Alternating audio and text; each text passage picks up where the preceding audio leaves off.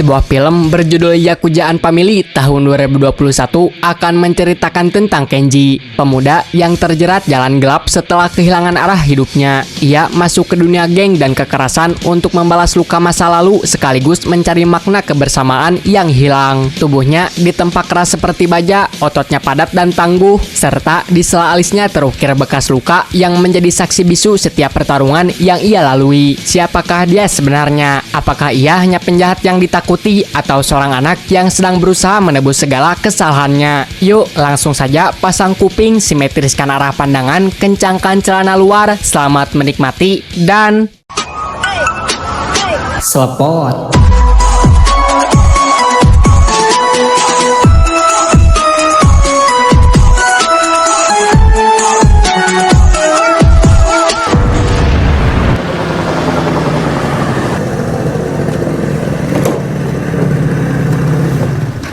Cerita diawali dengan memperlihatkan seorang pemuda berandalan bernama Kenji yang tak mampu menyembunyikan kesedihannya saat menghadiri pemakaman ayahnya. Sang ayah meninggal dunia akibat overdosis narkoba. Di tengah suasana duka itu, seorang penyidik polisi menghampirinya dan memberi nasihat agar Kenji tidak mengikuti jejak kelam ayahnya.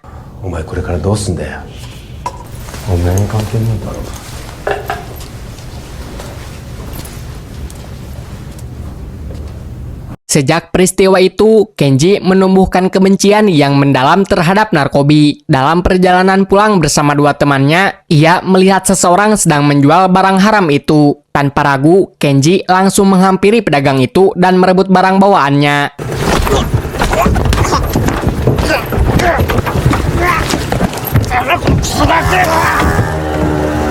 Setelah berhasil lolos dari kejaran kurir barang haram itu, mereka berhenti sejenak di pinggir pantai dan membuka tas hasil rampasan. Kenji tanpa pikir panjang langsung membuang seluruh isi narkoba ke laut dan hanya menyisakan uang yang ada di dalamnya untuk dibawa pulang.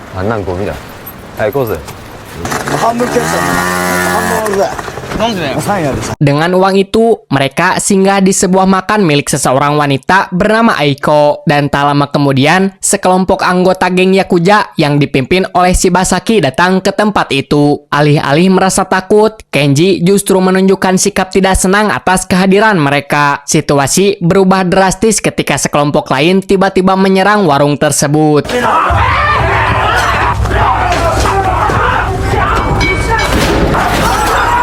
Kekacauan pun terjadi. Hampir semua pengunjung melarikan diri, terkecuali Kenji dan kedua temannya. Di tengah keributan itu, Shibasaki sempat terancam senjata oleh salah satu penyerang. Namun tiba-tiba Kenji bertindak cepat, melompat dan melumpuhkan penyerang itu sehingga nyawa Shibasaki selamat.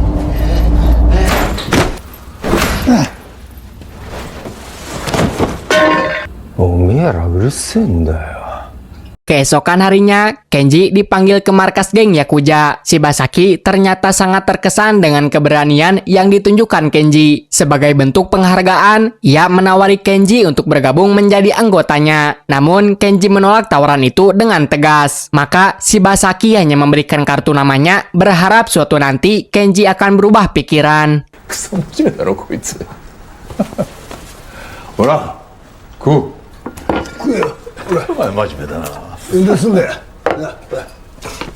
Di sisi lain, situasi mulai memburuk bagi Kenji akibat insiden perampasan barang sebelumnya. Kini ia menjadi sasaran buruan kelompok pengedar narkoba. Dan benar saja, tak lama kemudian dua orang berhasil menangkapnya.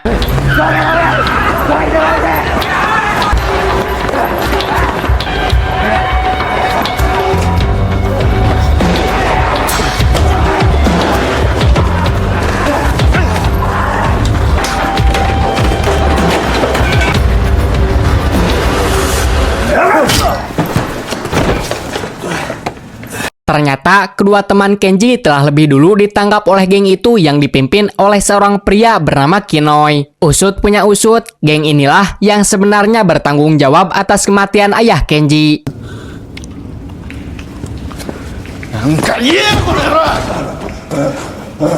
Di bawah tekanan dan penyiksaan, Kenji akhirnya mengaku telah membuang barang itu ke laut. Ia pun dipaksa menunjukkan lokasi pembuangannya agar barang narkoba itu bisa diambil kembali. Namun, saat itu juga ditemukan kartu nama pemberian Shibasaki yang diketahui sebagai satu-satunya saingan bisnis Kinoi. Maka, Kinoi mengubah rencananya. Ia menjadikan Kenji sebagai alat untuk memeras Shibasaki dengan meminta uang ganti rugi yang sangat besar. だったらさんこれけじめつけないといけねえ。柴崎組なんか関係ねえ。 Setelah proses penembusan selesai, Kenji diminta mampir ke markas Yakuza. Di sana, Shibasaki kembali menawarkan kesempatan untuk bergabung. Sambutan hangat yang ia terima membuat hati Kenji tersentuh. Sejak kematian ayahnya, ia merasa hidupnya kehilangan arah dan tak tahu harus melangkah kemana. Dan pada akhirnya, Kenji menerima tawaran itu.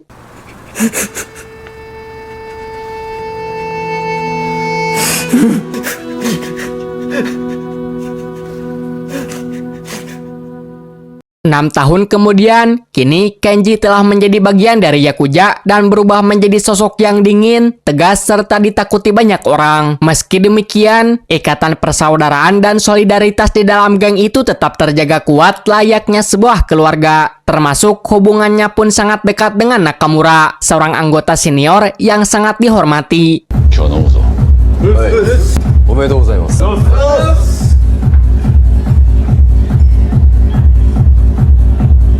Suatu malam, Kenji bersama anak buahnya tiba di salah satu tempat hiburan yang dikelola gengnya. Secara kebetulan, Rizal, salah satu anggota geng Kinoi, datang ke sana dengan sengaja memancing keributan. Namun dalam sekejap, Kenji berhasil membungkamnya dan menunjukkan bahwa kelompok lawan hanya pandai berbicara tanpa keberanian dan selalu bersembunyi di balik nama Kinoi.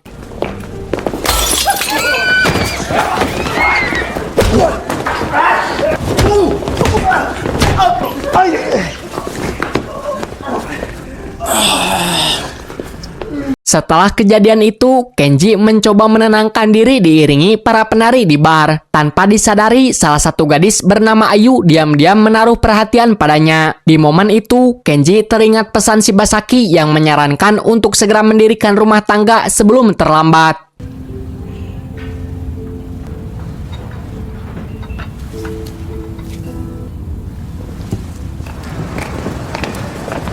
Malam itu juga, Kenji meminta Ayu datang ke rumahnya. Namun, karena belum memahami cara mendekati seseorang dengan baik, ia justru bersikap terlalu tergesa dan sedikit kasar. Alih-alih mendekatkan hati, sikapnya malah membuat Ayu merasa risih dan takut. Sehingga ia memilih pergi meninggalkan Kenji. Hah? 何見てんだよお前。バカじゃねえ。おめえなんかやんねえよお前。今やろうとしましたよしてね。ねえよ。おめえなんかするはずねえだろお前。 Keesokan harinya, Nakamura menegur Kenji atas insiden di bar semalam dan menyalahkannya atas kekacauan yang terjadi. Berbeda dengan Shibasaki yang bersikap lebih tenang dan bijaksana, ia bahkan bersedia mengatur pertemuan dengan geng Kinoi untuk menyelesaikan masalah secara damai. Namun di balik itu, Kinoi justru memanfaatkan situasi sebagai alasan untuk menyingkirkan geng Yakuza dari wilayah kekuasaannya. 笑わすんじゃねえや。俺の玉でも取ってみるか。 Kemanapun Shibasaki pergi, Kenji selalu di sampingnya. Hubungan mereka telah berkembang layaknya ayah dan anak, sering berbagi cerita dan nasihat, termasuk soal perasaan Kenji terhadap Ayu, yang segera disadari dan dimengerti oleh Shibasaki lewat perubahan sikap Kenji. Namun di tengah percakapan yang hangat itu, tiba-tiba...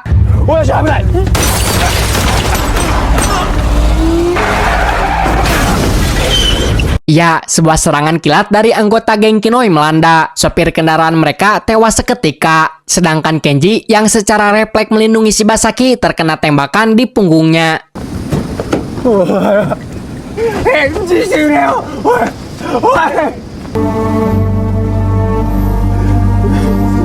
Setelah kejadian itu, Shibasaki didatangi oleh penyidik polisi yang dulu hadir di pemakaman ayah Kenji. Polisi itu meminta agar kasus ini diserahkan sepenuhnya kepada pihak berwajib. Permintaan itu kemudian disampaikan kepada Kenji yang sedang dirawat di rumah sakit. Namun, Kenji menolaknya dan ia ingin menyelesaikan masalah ini dengan caranya sendiri. 殺に手預けることになった。親父、全部俺が悪いんです。俺にけじめつけさせてください。 Di sisi lain, Rizal terlihat sedang bersantai di sebuah bar, sementara Kenji dengan bantuan rekannya telah bersiap untuk menghabisinya. Namun tak disangka, Nakamura muncul dari belakang dan lebih dulu menusuk Rizal hingga tewas.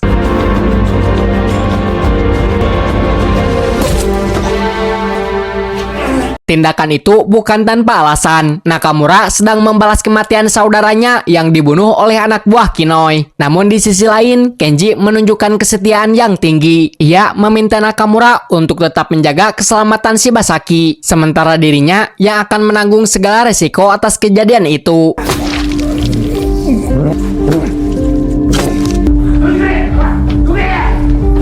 Saat Kinoi dan polisi tiba di lokasi kejadian, Kenji telah pergi lebih dulu. Ia mendatangi rumah Ayu dan merasakan ketenangan sesaat sebelum mengucapkan perpisahan. Ia menyerahkan sejumlah uang sebagai bekal hidup, lalu memutuskan untuk menyerahkan diri ke pihak berwajib.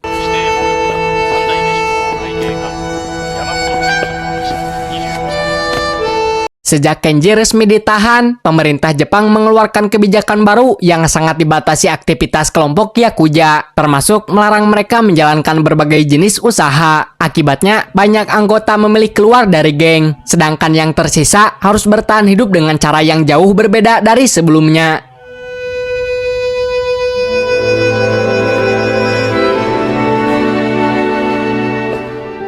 Setelah menjalani hukuman selama 14 tahun, Kenji akhirnya dibebaskan. Namun, ia terkejut melihat kondisi markas Yakuza yang kini sudah sangat berubah, nyaris hancur akibat tekanan peraturan pemerintah. Tadaima modorimashita.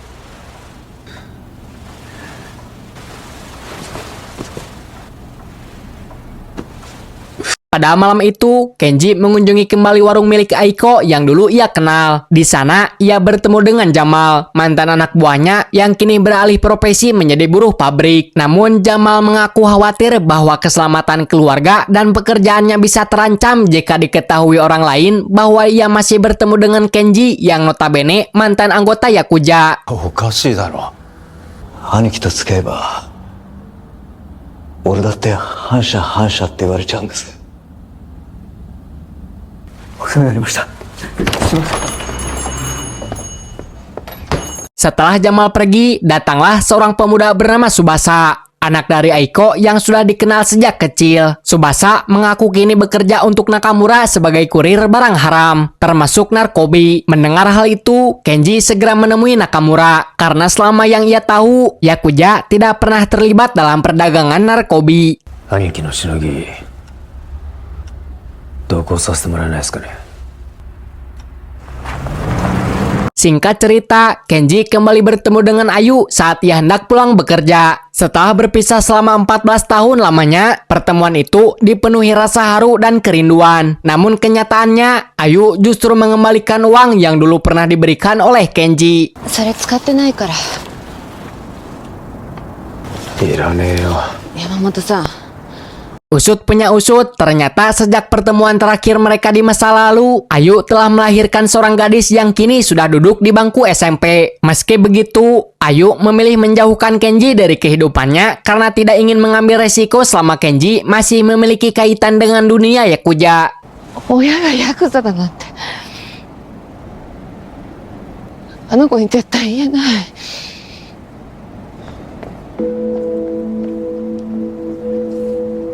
Sementara itu, kondisi Shibasaki terlihat semakin memburuk karena sering sakit-sakitan. Menyadari bahwa Yakuza sudah berada di ujung jalan, ia dengan bijak menyarankan seluruh anggotanya untuk membubarkan diri demi masa depan yang lebih layak, terutama bagi Kenji yang masih memiliki peluang untuk memulai kehidupan baru yang lebih baik. お前首抜けろ。お前はまだやり直せる。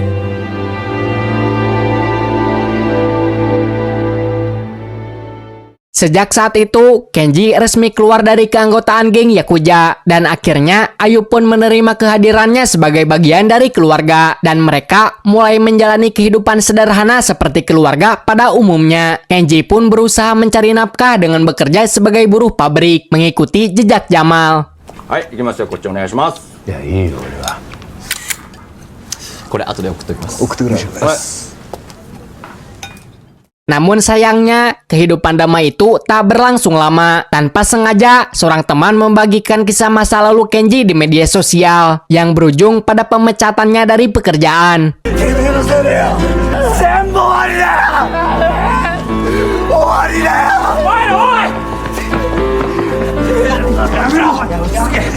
Di saat yang sama, penyidik polisi yang dulu muncul kembali mendatangi mereka. Dengan sikap sombong, ia mengakui bahwa dialah yang mendorong kebijakan pembatasan itu, sekaligus menyalahgunakan kekuasaannya demi keuntungan pribadi dengan bekerja sama dengan geng Kinoi. なんだよ、またパクられてるのか。何が生きてくしかねえだ。そりゃおめえらのやってきたこと考えりゃ当然の報いだろう。 Dampak dari kejadian itu tidak hanya dirasakan oleh Kenji, tetapi juga oleh Ayu dan anaknya. Karena diketahui memiliki hubungan dengan mantan anggota geng Yakuza, mereka harus menerima konsekuensi berat, termasuk anak gadisnya yang terpaksa putus sekolah.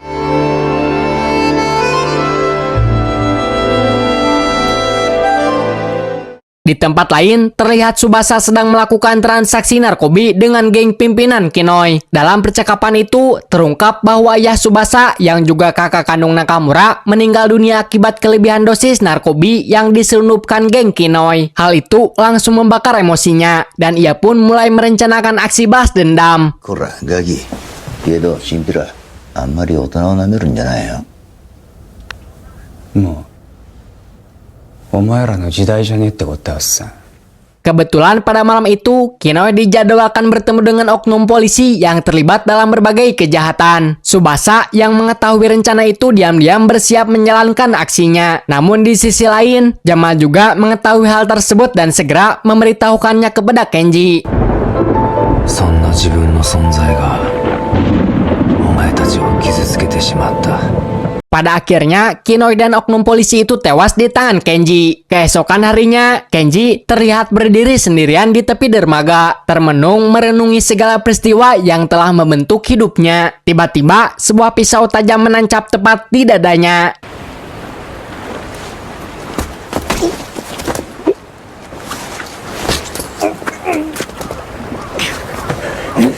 Dalam kondisi sekarat, Kenji hanya sempat meminta maaf atas segala kesalahannya dan perbuatannya, termasuk kehancuran yang telah menimpa orang-orang di sekitarnya, terutama pada Jamal. Namun amarah Jamal sudah meluap tak tertahan, sehingga ia justru menekan gagang pisau itu lebih dalam tanpa ampun.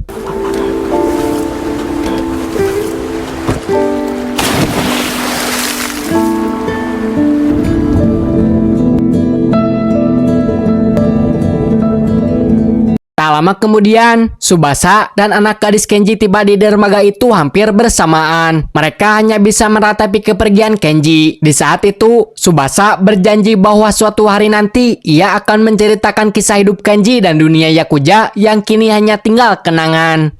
お父さんってどんな人だったの？少し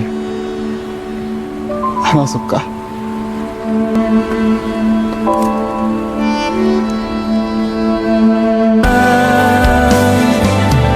Kini tinggal kenangan saat-saat kita bersama, sungguh sangat kuat. Tamat ending yang cukup membagongkan. Pesan yang bisa kita ambil dari film ini adalah membalas luka dengan luka lain tidak akan menyembuhkan apapun. Ia hanya melahirkan kebencian baru dan menjerumuskan lebih banyak orang lain ke dalam penderitaan. Kenji memulai perjalanannya dengan kebencian terhadap narkoba demi ayahnya, namun justru terjebak dalam lingkaran kekerasan yang sama. Hal ini mengajarkan keadilan sejati tidak dapat dicapai dengan tangan berumuran darah dan amarah yang dibiarkan menguasai hati dan menghancurkan diri sendiri lebih jauh. Saya Sahrul mewakili jajaran direksi yang bertugas mengucapkan terima kasih dan sampai jumpa di video selanjutnya.